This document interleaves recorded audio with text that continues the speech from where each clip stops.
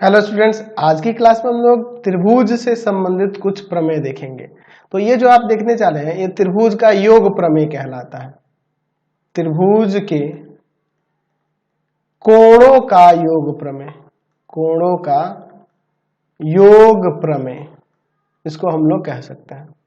ठीक है, क्या है इस प्रमेय में, चलिए इसको समझ लेते हैं। कह रहा है कि त्रिभुज के तीनों कोणों का योगफल 180 डिग्री होता है। चलिए हम लोग इसको यहाँ पर साबित करके देखेंगे। ठीक है, तो बस हमारे पास दिया हुआ है कि एक त्रिभुज है आपके पास ए बी सी और हमें साबित करना है कि इनके तीनों कोणों का योग 180 डिग्री होगा। चलिए हमारे पास क्या दिया है कि ए बी सी एक त्रिभुज है, त्रिभुज है तो सिद्ध करना है, तो सिद्ध करना है, क्या सिद्ध करना है जी? Angle A plus angle B plus angle C बराबर में 180 डिग्री। या आप ऐसे लिख दो, इसका नामकरण यहाँ पे कर देते हैं। मान लो इसे 1 लिख देते हैं, इसको 2 लिख देते हैं और इसको 3 लिख देते हैं। तो मैं लिख देता हूँ कि angle 1 plus angle 2 plus angle 3 बराबर में 180 डिग्री, ऐसे भी लिख सकते हैं। इसके लिए हमें एक इसमें रचना करनी होगी। हम लोग एक काम करते हैं कि जो आधार में जो देख रहे हैं ये वाली जो भुजा है इसके समांतर एक रेखा ले जाते हैं जो बिंदु ए से होकर इस तरह से जा रही है। ठीक है, ए को छूकर ऐसे जा रही है। हमने एक ऐसी रेखा ली हुई है, इसका नाम दे देते हैं यहाँ पर पी क्यू, जो कि क्या है, बीसी के समांतर है और बिंदु ए से होकर जा रही है। ठीक है, तो हम लोग रचना में इसमें लिख देंगे। क्या लिखेंगे जी रचना में? तो हम लोग यहाँ पे लिख सकते हैं कि शीर्ष, त्रिभुज के शीर्ष किससे? ए से, शीर्ष बिंदु ए से, शीर्ष बिंदु ए से भुजा, भुजा बीसी के समांतर, समांतर रेखा PQ खींचा, ये नाम ने किया है।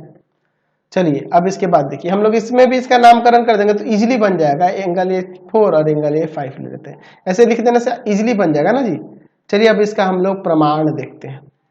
हमने यहाँ दिखाया है रचना में कि PQ जो है ना समांतर है BC के, रचना से। तो जब समांतर है तो यहाँ पर एंगल 4 जो होगा एंगल 2 के बराबर हो जाएगा और एंगल 5 जो होगा एंगल 3 के बराबर हो जाएगा। देखो ये दोनों समांतर है, ये तिर्यक रेखा हुआ तो ये दोनों बराबर, ये तिर्यक रेखा हुआ तो ये दोनों बराबर। कैसे हो जाएगा? एकांतर अंतःकोण के युग्म है इसलिए, एकांतर अंतःकोण के युग्म है इसलिए। ठीक है, अब इसके बाद देखते हैं हम लोग। अगर हम लोग यहाँ पर देखें इस चित्र में तो ये PAQ जो देख रहा है एक सरल रेखा है, दिख रहा है ना? PAQ एक सरल रेखा है। तो जब ये सरल रेखा है तो इसके ऊपर ये जो तीनों कोण बने हुए हैं इन सब का योग क्या होगा? 180 डिग्री हो जाएगा।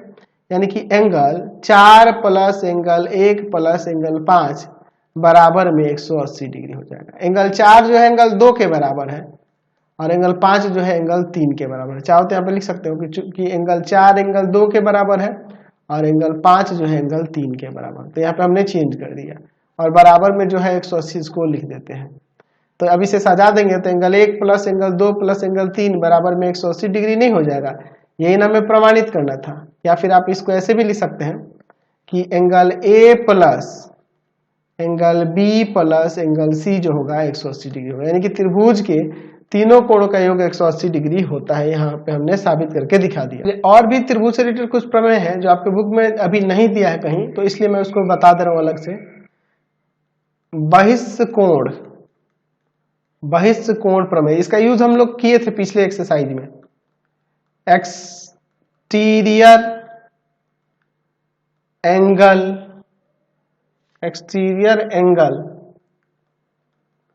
थ्योरम। ठीक है, बहिष्कोण प्रमेय, एक्सटीरियर एंगल थ्योरम क्या होता है चलिए देखते हैं। हम लोग इस प्रमेय को पहले लिख लेते हैं फिर हम लोग इसको साबित करेंगे। ठीक है, यदि किसी त्रिभुज, किसी त्रिभुज की एक भुजा, एक भुजा बढ़ाई जाए तो इस प्रकार बना बहिष्कोण सुदूर अंतःकोणों के योग के बराबर होता है या योगफल के बराबर होता है, योगफल के बराबर होता है। ठीक है, समझ लीजिए। अगर मान लीजिए त्रिभुज हमने के ले लिए, यहाँ पे एक आपकी त्रिभुज हो गई, इसका नाम दे देते हैं ए बी सी। तो एक भुजा बीसी को हम लोग मान लीजिए यहाँ डी तक बढ़ा दे रहे हैं। ठीक है, बीसी को हम लोग डी तक बढ़ा दे रहे हैं। तो यहाँ जो बहिष्कोण बनेगा ये सुदूर दो अंतःकोण इसके और इसके योग के बराबर होगा। ये हमें सिद्ध करना है। दिया है त्रिभुज ए बी सी में भुजा बीसी को डी तक बढ़ाया गया है, तो सिद्ध करना है कि जो बहिष्कोण बन रहा है एंगल ए सी डी या सुदूर दो अंतःकोणों एंगल बी ए सी और प्लस में एंगल ए बी सी के योग के बराबर होगा। चलिए अब इसका हम लोग यहाँ पर प्रमाण देखते हैं। हमने अभी देखा है कि त्रिभुज के तीनों कोणों का योग 180 डिग्री होता है। अच्छा, और एक और चीज हम लोग पहले पढ़ चुके हैं कि रैखिक युग्म से ये दोनों कोणों का योग क्या हो जाएगा, 180 हो जाएगा कि नहीं। एक रेखा पर ये जो दो कोण बन रहे हैं, चलिए तो यहाँ पर लिख सकते हैं कि एंगल ए सी डी और प्लस में एंगल ए सी बी बराबर में 180 डिग्री रैखिक युग्म अभिगृहित से। तो कहने के मान लेते हैं रैखिक युग्म अभिगृहित से।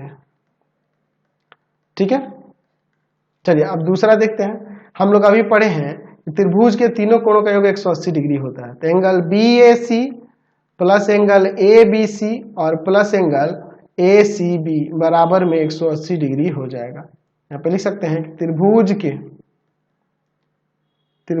के तीनों कोणों का योग 180 डिग्री होता है। ठीक है, चलिए अब इसके बाद देखिए, इसको समीकरण 2 लेते हैं। अब यहाँ पे लिखते हैं समीकरण 1 तथा समीकरण 2 से। देखिए ये भी 180 है, ये भी 180, तो दोनों बराबर नहीं हो जाएगा। तो angle A C D plus में एंगल ए सी बी और इक्वल टू में एंगल बी ए सी और प्लस में एंगल ए बी सी और प्लस में एंगल ए सी बी। तो यहाँ ए सी बी हटा देते, दोनों तो सेम ही है। तो यहाँ से हमें जो साबित करना था वो आ गया कि नहीं। जो ये बाह्य कोण है ए सी डी या सुदूर दो अंतःकोणों के योग के बराबर हो जा रहा है। ये हमने यहाँ पर साबित करके दिखा दिया। चलिए अब एक और उप प्रमेय है। इन प्रमेयों पे आधारित त्रिभुज का जो हम लोग देखे थे ना, तीनों कोणों का योग 180 डिग्री होता है, उसी तरह चतुर्भुज के कोण का भी योगफल का गुणधर्म है, उसको देखते हैं। ठीक है, अब हम लोग एक उप प्रमेय देखेंगे। उप प्रमेय का मतलब क्या है? उप प्रमेय का मतलब क्या है कि वो जो है ना किसी दूसरे प्रमेय पर आधारित है। ठीक है, किसी दूसरे प्रमेय पर आधारित है। क्या है?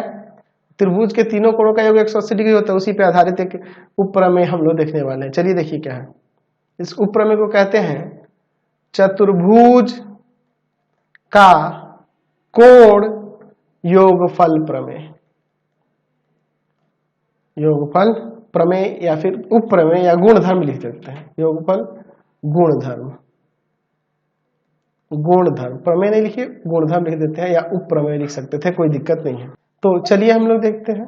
तो इसको ये जो उप प्रमेय है क्या है कि चतुर्भुज के चारों कोणों का योग 360 डिग्री होता है। तो त्रिभुज वाला जो प्रमेय था ना, योग प्रमेय, उसी के आधार पर ये हम लोग बनाने वाले हैं। चलिए, तो हमारे पास क्या दिया है कि सिर्फ एक हमारे पास एक चतुर्भुज दिया हुआ है, जो चार भुजाओं से घिरा हुआ क्षेत्र एक बना देते हैं, एक चतुर्भुज बना देते हैं। ठीक है, ये आपका एक चतुर्भुज होगा, इसका नामकरण यहाँ कर देते हैं ABCD।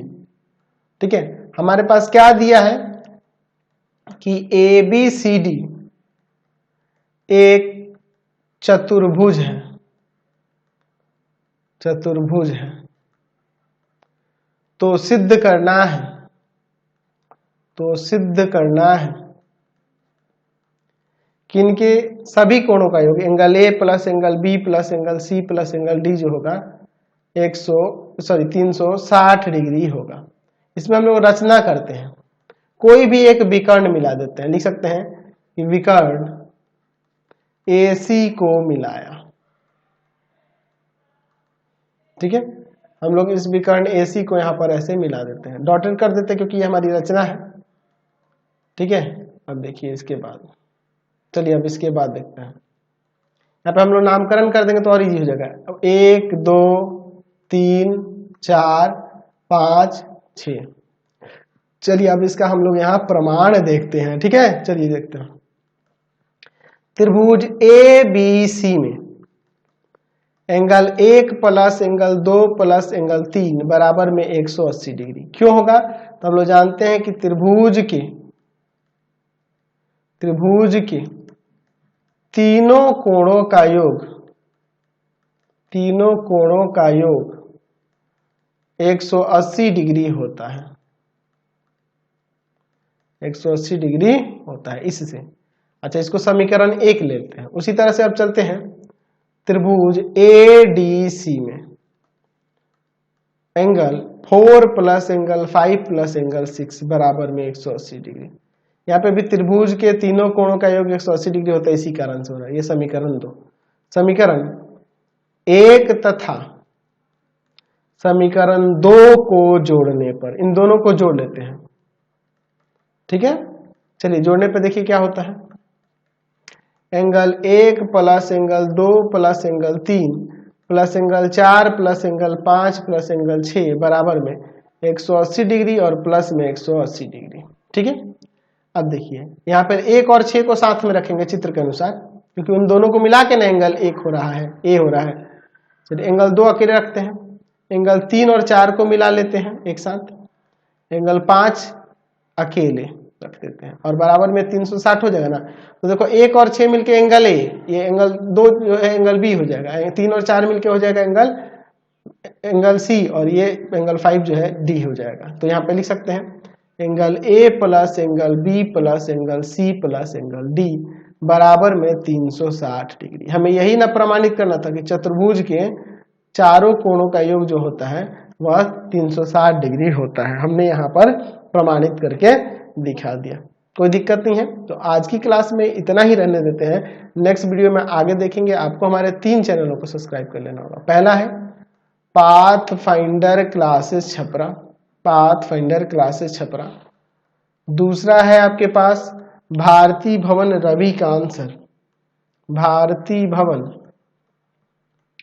Ravikant sir, Ravikant sir. और तीसरा चैनल है Ravikant sir, Ravikant sir RD Sharma solution, RD Sharma solution. तीनों चैनल को सब्सक्राइब कर लेंगे। इससे रिलेटेड वीडियो के लिए सीधे डिस्क्रिप्शन में, इससे रिलेटेड नोट्स के लिए गूगल पे जाकर सर्च करेंगे www.ravikansir.in और यहाँ जाकर आप सभी क्लासेस के नोट्स उनके PDF को डाउनलोड कर सकते हैं, पढ़ सकते हैं। इंस्टाग्राम और फेसबुक पे जाके पाथ फाइंडर क्लासेस को लाइक एंड फॉलो करना नहीं भूलेंगे। Thanks for watching the video.